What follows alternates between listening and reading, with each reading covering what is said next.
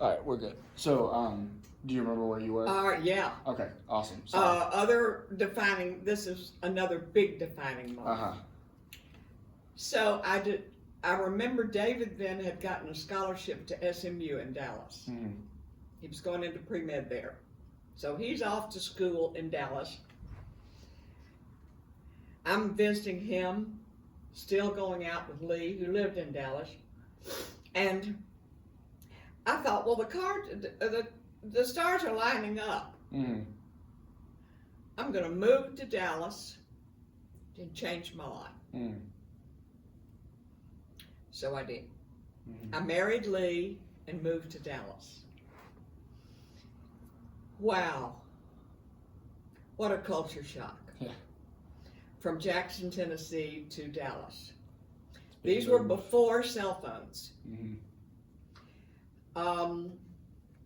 I remember the network of interstates and all the crossovers and the whole metroplex being like this foreign country. Mm-hmm. And I got a map, and Lee was not good at giving directions. I said, well, how do I get to SMU from here? We lived in a suburb. Well, you just go down here and turn left. Yeah. And then when you get up there almost to that school, then you turn right. I said, what's the name of the street? Well, he didn't know. Yeah. So I bought a big map that I kept in the car. Mm-hmm. Got lost more times than I remember getting lost in a Latino neighborhood one time where I couldn't find anybody that spoke English. Mm-hmm. And I couldn't get where I was going. Mm-hmm. But I did. I stopped at many a service station. Yeah. And asked for help. Because then you couldn't call on your phone. You had no Google. You had no Google map. Yeah. So, but it was a totally different lifestyle. Mm-hmm. Very upscale. We didn't live in a mansion, but we lived in a nice house, and our life centered around the country club and the Dallas Cowboys. Mm-hmm. I mean, it was just and so all of his friends were lovely, but they too were big sports people. So I had learned to play golf in Jackson, so I got involved in the Ladies Golf Association at the country club. Mm-hmm.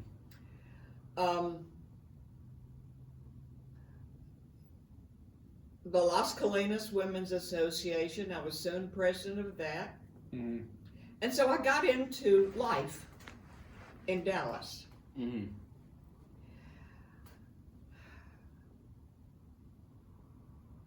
And one day, in the church where I was, the minister said, I need a representative to be on this committee over at Perkins Seminary. Mm-hmm. I don't have time to do it. Can you just represent the church over there for these meetings? Mm-hmm. It was no big deal at all. So I went over to the Perkins Theological Seminary, which is on the campus of SMU. Mm-hmm. And anyway, I was just loving it, being on this little lay committee. And David came over for lunch one day, and I was describing my visit to the Perkins Seminary and how it smelled and the old books and how it felt to be in that building and everything. And David plunked his fork down and said, Mom, listen to yourself. Mm-hmm. And you wonder what you're supposed to be doing? You're doing all this stuff that's not you. Mm-hmm. That started a big shift. Uh-huh. I resigned from the Ladies Golf Association. Mm-hmm. And headed over to Perkins. Mm-hmm. And started hanging out. Again, I didn't care about getting a degree. I didn't want to become a minister. Mm-hmm. I just loved theology. Yep. And so I don't know how the professors over there would let me sit in the back of the room. Mm-hmm. Often, they were speaking way above my head. Mm-hmm. But I finally realized that getting 50% of something wonderful was better than 100% of something boring. Mm-hmm. And so I just scrambled. Yep. I kept up with what I could. I kept my mouth shut, believe it or not, because I was learning. You just wanted to it take just as much lit as you my could. fire. Uh-huh. And so I had a neighbor that moved in across the street from us in Las Colinas, the neighborhood where we lived. And she and I decided to go to all the SMU offerings for seniors. Mm-hmm. So we took literature classes, and I took cooking classes. I did everything that I could find in the Dallas Morning News, because if there was a fee to be paid, I had the money. Mm-hmm. Though we were not rich, we were very comfortable, and I could afford to do whatever I wanted to do, actually. Mm-hmm.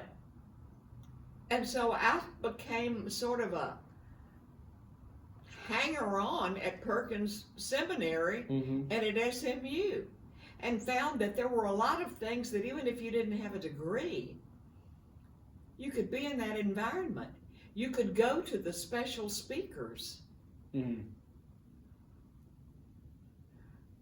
And that was how I heard. Didn't I tell you the other night about Jonah Salk and what he said? Mm-hmm. Okay. It was in that atmosphere that I heard him say that love is all that matters, even though he changed the world in medicine. Mm-hmm. How well did you love? That he said, when it all comes down to it, the only question in a person's life is, how well did you love? Mm-hmm. You talk about defining moments. Mm-hmm. That was another one, because all I had was this sensation that I had to live into that reality and that it was true. Mm-hmm. And how was I going to make it true in my life? Mm-hmm. Well, that's been 30 years ago, and I've been at it for all these years, and his words continue to come back to me. And so there's sort of this resident question. Do I forget about it sometimes and go off half-cocked on something? Of course I do. Mm-hmm. But it always comes back to, what does love look like in this situation or in this decision? And I've tried to make that the bottom line. I don't always succeed, but I know it's there, and it never goes away. It's always in the subconscious. It's always in my subconscious. It's always sitting there like that. It's like a current that's moving in a river. It's always moving. It's never static. Now I can put my canoe in the water. Yeah. And I can run into the bank, and but that current moves me. It's the real power. I'm just in the canoe paddling, doing my part. Yeah, that's what it feels like. It's the current that moves everything. I think, real quick before we switch to another question, I think, especially when you were talking about moving to Dallas, you were talking about pulling us, because I've always tried to keep the headspace of, every single situation, no matter how bad, there's something to be learned, there's some good that you can pull out of it. And I think hearing you talk about Lee is really interesting, because obviously I don't know about David, but in my life, especially ever since Poppy passed, I think Dad has slowly, especially as I've gotten older, he's opened up a lot more about his childhood.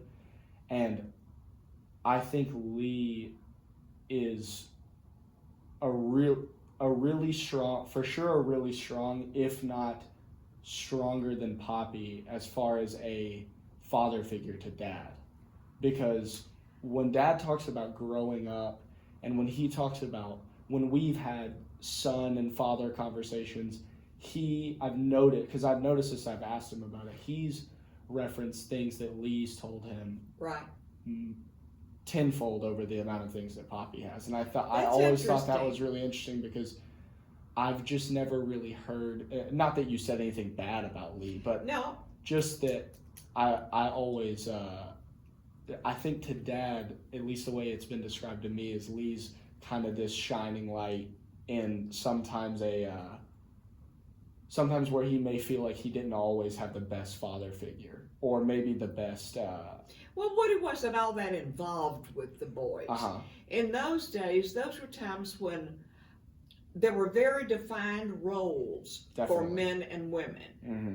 The man was supposed to go hunting, mm-hmm. play good golf, and make a good living. Mm-hmm.